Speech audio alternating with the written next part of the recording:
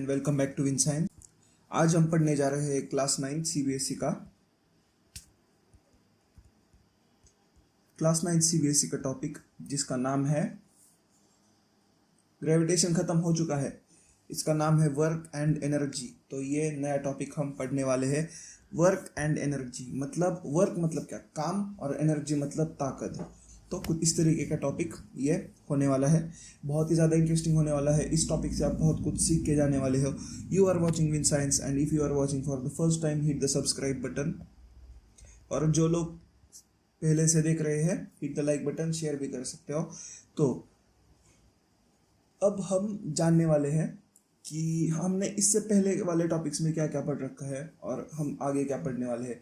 हमने अब तक जो क्लास 9 की फिजिक्स के नाम पे कुछ पढ़ रखा है ईवीएस में, तो उसका हम छोटा सा रिकैप कर लेते हैं। हमने स्पीड डिस्टेंस फार्मूलाज पढ़ रखे हैं। कई सारे और टॉपिक्स जो है वो हमने पढ़े हैं। अब हमने ग्रेविटेशन भी पढ़ा है।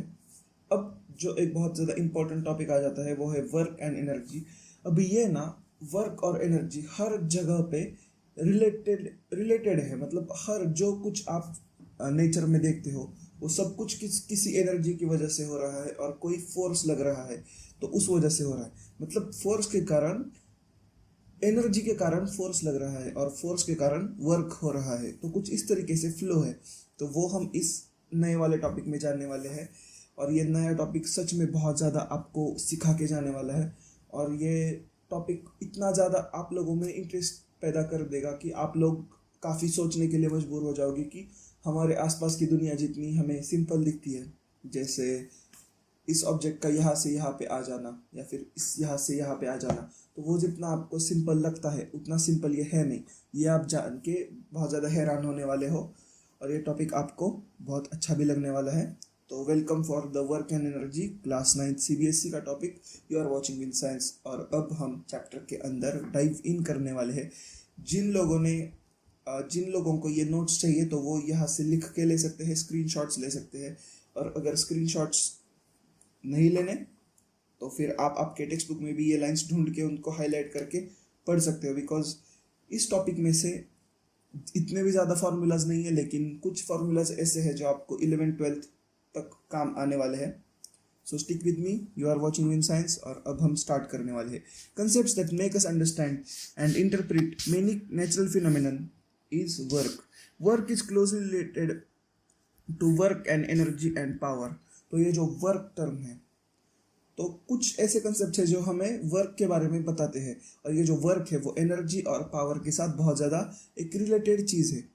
You stand still for few minutes with a heavy load on your head, you get tired, you have exerted yourself and have spent quite a bit of your energy. Are you doing the work on load? अब देखो, work हो रहा है या फिर work नहीं हो रहा, इसमें भी ना बहुत ज़्यादा कई सारे फैक्टर्स जो है वो प्ले करते हैं। जैसे अगर हम साइंटिफिकली देखें तो आप कई बार काम नहीं कर रहे होते हो, लेकिन अगर हम नॉर्मल भाषा में देखें तो आप कई सारा काम कर रहे होते हो।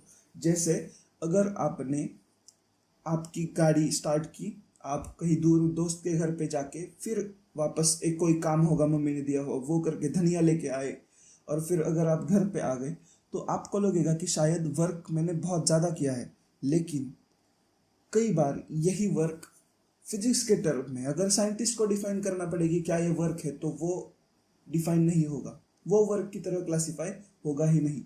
तो कुछ ऐसी चीज़ें हैं जो वर्क में कंसिडर की जाती है, तो कुछ ऐसी चीज़ें हैं जो वर्क में कंसिडर नहीं की जाती।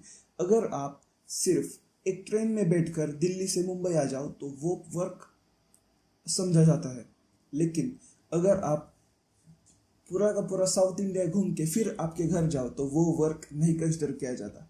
तो इससे आपको क्या समझ में आता है, अगर आपकी डिस्प्लेसमेंट 0 हो गई तो वर्क डन नहीं होगा। तो ये हम अभी जानने वाले हैं। अगर आपने कोई ऐसा पत्थर लेके बाहुबली की तरह आप ऐसे खड़े रहे, पत्थर लिया हुआ, तो आपको लगे कि भाई बहुत काम कर लिया मैंने तो, लेकिन साइंस की भाषा में इसे हम वर्क कंसिडर नहीं करने वाले। और यही चीज़ मुझे बहुत ज़्यादा इंटरेस्टिंग लगती है। तो साइंस के हिसाब से work is not done. Displacement is important for work to happen, ये एक बहुत ज़्यादा इंपॉर्टेंट लाइन है.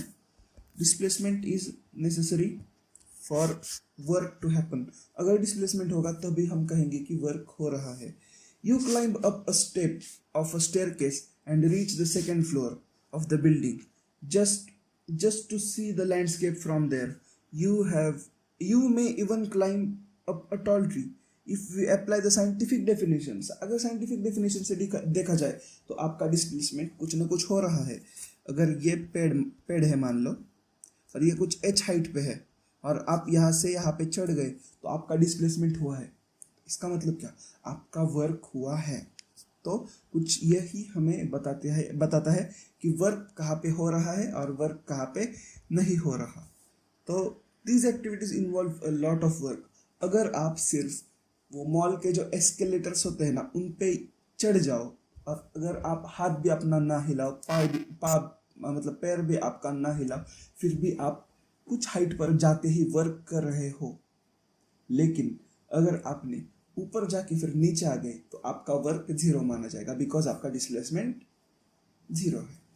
Displacement is important for work to happen, ये हमने पेड़ चढ़ते हुए भी देख लिया है. In day to day life we consider any useful physical और मेंटल लेबर एज वर्क. तो हम डे टू डे लाइफ में फिजिकल वर्क और मेंटल, अब ये मेंटल कैसे होता है मैं आपको एक बहुत अच्छा एग्जांपल देना चाहूँगा.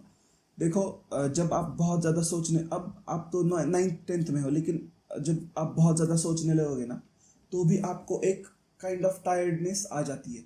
लेकिन कुछ इसी तरीके से हम उसको भी वर्क की तरह कंसिडर कर लेते हैं बिकॉज हम थक जाते हैं.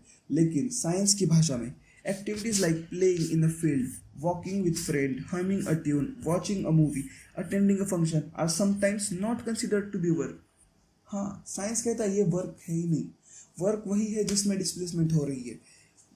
What constitutes work depends on the way we define it. तो हम जिस तरीके से डिफाइन करेंगे ना उसी तरीके से हम वर्क को डिफाइन कर सकेंगे. अब आपका एक क्वेश्चन बहुत ज़्यादा ऑब्वियस है, तो फिर सर वर्क किसे कहेंगे हम और वर्क क्यों कहेंगे हम किसी चीज़ को. तो सर हमें फाइनली बता दो, हम वर्क कहे तो कहे किसे, हम करें तो करें क्या, बोले तो बोले क्या. देखो हम साइंस पढ़ रहे हैं इस चैनल पे और इस सीरीज में भी, युवा सीरीज नाम है, आप लोगों को पता नहीं होगा तो युवा सीरीज के अंदर हम साइंस पढ़ रहे हैं तो हम साइंटिफिक अप्रोच ही लेने वाले हैं. तो हम most of the time scientifically he define करेंगे कि वर्क क्या है. Scientific conception of work. अब हम साइंटिफिक देखेंगे कंसेप्शन, मतलब साइंटिफिकली वर्क हम कैसे डिफाइन करें.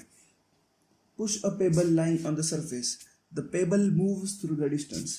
You exert force on the pebble and the pebble got displaced. In this situation work is done. देखो डिस्प्लेसमेंट हुआ तो वर्क हुआ.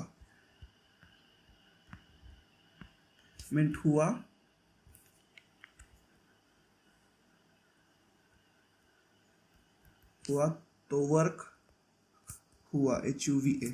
A girl pulls a trolley and the trolley moves through a distance.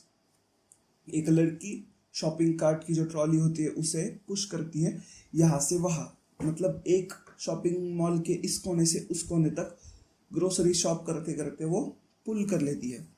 The girl has exerted force on the trolley and it is displaced. Therefore work किया जा रहा है. Lift a book through a height.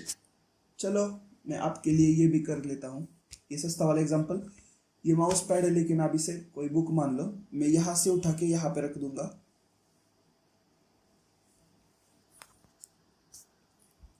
To this you must apply a force. देखो ये नीचे से ऊपर जो जा रहा है वो मेरे हाथ के फोर्स की वजह से ही तो जा रहा है. Hence the work is done. तो कुछ इस तरीके से वर्क हमें दिख जाता है. A clear look at above situations reveals that the two conditions need to be satisfied for the work to be done. पहला a force should act on the object, तभी वर्क होगा. दूसरा तो ऑब्जेक्ट मस्ट बी डिस्प्लेस्ड. एक तो आप force लगाओ या फिर आप ऑब्जेक्ट को मूव करो, किसी भी दो चीज़ों के लिए वर्क जरूरी होगा. If any one of the above conditions does not exist the work is not done. अगर फोर्स भी नहीं लग रहा या फिर अगर डिस्प्लेसमेंट नहीं हो रहा तो आप वर्क नहीं कर रहे. इसका एक बहुत अच्छा एग्जांपल देना चाहूँगा। एक बड़ा सा रॉक ले लो और उसको आप पुश करते बैठो, वो 1 इंच भी नहीं हिलेगा। तो क्या इसका मतलब आपने वर्क नहीं किया? हाँ, वर्क नहीं किया। तो वर्क कैसे नहीं किया? बिकॉज उसकी डिस्प्लेसमेंट हुई नहीं है। This is the way we view the work in terms of science. तो साइंस की लैंग्वेज में हम कुछ इस तरीके से वर्क डिफाइन कर लेते हैं। Let W be the work done. We define work to be equal to the product of force and displacement. तो ये फोर्स और डिस्प्लेसमेंट का जो प्रोडक्ट है उसको ही हम वर्क डन कह देते हैं।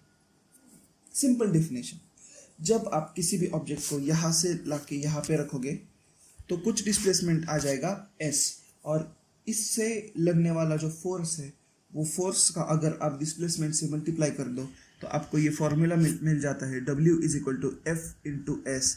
मतलब क्या कि work is equal to force into displacement. कुछ इस तरीके से हमें मिल जाता है। Thus, the work done by the force acting on an object is equal to the magnitude of force multiplied by the distance moved in the direction of force. Work has only magnitude and no direction. अब पहला line, the work done by the force acting on an object is equal to the magnitude of the force. अब इसका मतलब क्या कि जो work जो है ना वो फोर्स के ही डायरेक्शन में होगा और फोर्स के डायरेक्शन में होगा और उसका डिस्प्लेसमेंट भी फोर्स के डायरेक्शन में होगा।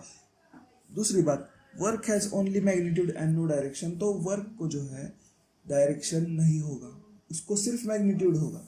अब सिर्फ मैग्नीट्यूड और नो डायरेक्शन, इसका मतलब क्या? ये स्केलर है। दूसरी बात, वर्क जो है किसी भी डायरेक्शन में हो आपको पता नहीं चलने वाला कि वर्क कहाँ पे हो रहा है। अगर आपको ऐसा दिया जाए कि work done in this direction तो ये हो सकता है, लेकिन आपको कोई भी अगर कह दे क्वेश्चन में कि वर्क इज डन तो आप ये नहीं पूछोगे कि किस डायरेक्शन में हो रहा है, बिकॉज वर्क को कोई डायरेक्शन नहीं होती। Next, work done bye a constant force. एक कांस्टेंट हमने फोर्स मान लिया। इफ फोर्स अगर हमने 1 न्यूटन ले लिया और डिस्प्लेसमेंट सिर्फ 1 मीटर हुआ, then the work by the force will be 1 Newton per meter. Here the unit of Newton per meter is joule. तो हम जब वर्क को फाइंड करेंगे ना तो उसका यूनिट क्या होगा? तो वर्क का यूनिट है जूल्स। जूल्स का हम फॉर्मूला बेस्ड में निकाले तो फोर्स इंटू डिस्प्लेसमेंट है, तो फिर न्यूटन इंटू मीटर्स है। तो कुछ इस तरीके से हमें मिल जाता है। Thus 1 joule is amount of work done on an object when a force of 1 Newton displaces it by 1 meter along the line of action of the force. अगर कोई ऑब्जेक्ट 1 मीटर के लिए यहाँ से यहाँ जाए, 1 जूल ऑफ वर्क क्या है यही बताया गया है कि 1 जूल ऑफ वर्क मतलब क्या? 1 जूल ऑफ वर्क मतलब 1 न्यूटन फोर्स से एक ऑब्जेक्ट यहाँ से यहाँ पे जाए, मतलब 1 मीटर दूर जाए, और 1 जूल वर्क का मतलब क्या? 1 न्यूटन फोर्स से एक ऑब्जेक्ट 1 मीटर का डिस्टेंस कवर कर ले तो उसे हम 1 जूल कह देते हैं। Work done by the constant force के अंदर और एक work done is negative when the force acts opposite to the direction of displacement. Work is negative. Work का वैल्यू हमें जो नेगेटिव मिलेगा जब फोर्स ऑपोजिट डायरेक्शन में लगाया जाए ऑफ द डिस्प्लेसमेंट। अगर डिस्प्लेसमेंट इस जगह है और अगर आपका फोर्स उल्टा लग रहा है तो आपका वर्क निगेटिव में आएगा। अब ये निगेटिव वर्क कब आएगा तो मैं आपको बता देना चाहूँगा। Work is in opposite direction when force of direction work sorry तो अब ये कहाँ पे आएगा? जब आप कोई भी गाड़ी को रोकोगे। गाड़ी को जब आप रोकोगे तो आप इसेंशियली उल्टा फोर्स लगा रहे हो ताकि गाड़ी रुक जाए। तो और work done is positive when the work is in the direction of force. तो ये कब होगा? जब आप वर्क भी डायरेक्शन जहाँ पे गाड़ी जा रही है, एग्जांपल देना चाहूँगा, जब आप एक्सेलरेटर दबाओगे और आपकी गाड़ी आगे जाएगी तब। अब आओ W is equal to FS उस फॉर्मूला पे कुछ सवाल किए जाए। A porter lifts a luggage of 115 kg from the ground and puts it on his head. Height जो है वो है 1.5 मीटर।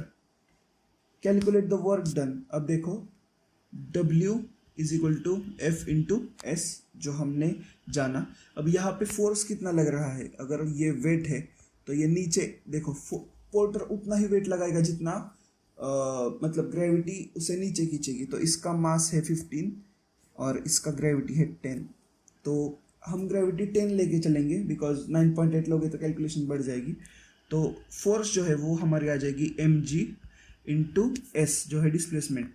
तो इसका आने वाला है मास जो है वो है 15 इंटू जो हमारा g है वो 10 है इंटू जो हाइट है वो है 1.5 मीटर्स। तो ये आप देख लो 15 इंटू 10 इंटू 1.5। तो इसका जब आप कैलकुलेशन करोगे तो 15 स्क्वायर कितना आएगा 225 इंटू 10 और उसके बाद 225 ये आने वाला है इसका आंसर। 225 क्या, अब वर्क का हमने क्या यूनिट लगाया है जूल्स। तो हमारा जब पोर्टर आपका सामान ऐसे ऊपर लगेज उठाएगा तो वो करने वाला है काम 225 जूल्स। तो यही था हमने जो पढ़ा है वर्क के बारे में। एनर्जी के बारे में पढ़ने वाले हैं हम नेक्स्ट क्लास में। And you are watching with science and you were watching with science. अगर आपको ये इंट्रोडक्टरी लेक्चर जो मैंने वर्क पे बनाया है वो अगर आपको बहुत ज़्यादा पसंद आया है तो hit the subscribe button. Thank you for watching and bye. Hit the subscribe button. Bye.